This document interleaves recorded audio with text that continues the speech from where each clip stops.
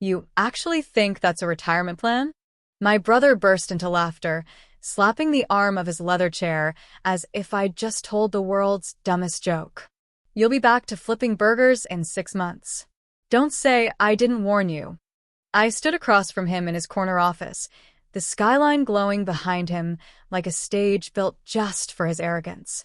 He'd always had that smirk, the one that said he was better, smarter, untouchable. And maybe he was once. When I was sleeping in my car, jobless, after the accident that took nearly everything. Back then, he didn't even return my calls.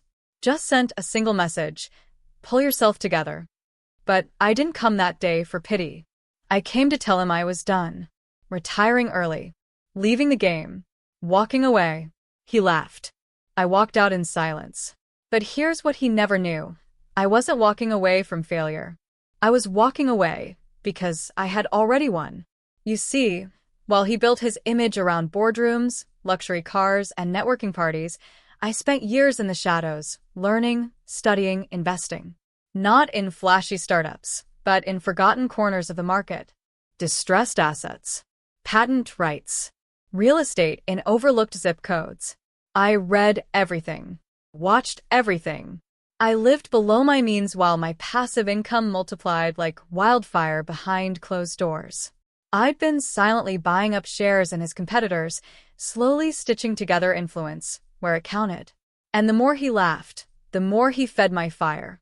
He thought I was just another failed sibling with big dreams and no execution. What he didn't realize was that I had been studying him like a case study, tracking every deal, every misstep, every weakness. And then came the tipping point. His company hit turbulence, bad PR from a failed acquisition, internal lawsuits, stock price slipping. Quietly, I struck. Through shell corporations and investment groups, I bought in. I bought deep. By the time the boardroom tables turned, I held majority shares. I walked back into that office a year after he laughed in my face. Same leather chair, same skyline. But this time, I wasn't a visitor. I was the new owner.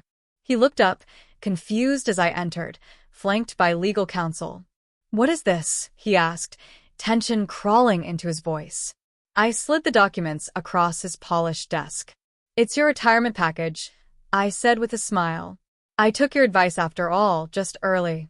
His hands trembled as he flipped through the pages. Control had slipped from his grasp and he hadn't even seen it coming.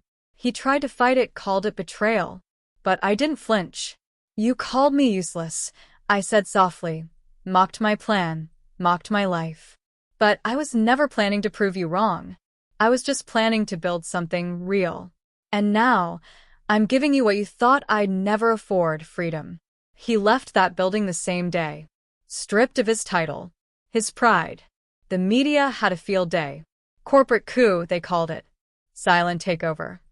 But no one knew the real story. No one knew about the nights I ate dollar store soup just to reinvest one more dollar.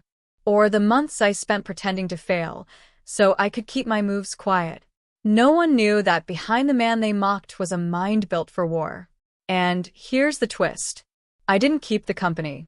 2 months later, I handed control over to an employee he once demoted for lacking leadership potential, a woman with a sharp mind and stronger ethics. I took nothing but a silent share and walked away. For real this time. Now I live simply. No press. No spotlight. I walk the local trail every morning. Plant herbs in my backyard. Mentor young entrepreneurs in quiet coffee shops. But every now and then, I hear about my brother. He's trying to rebuild. Chasing investors who no longer return his calls. Some say he's bitter. Others say he's humbled. I hope it's both.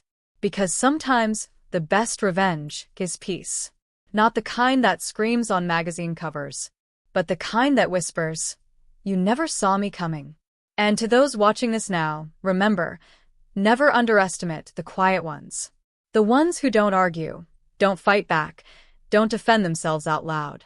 Because sometimes they're just busy buying your future out from under you.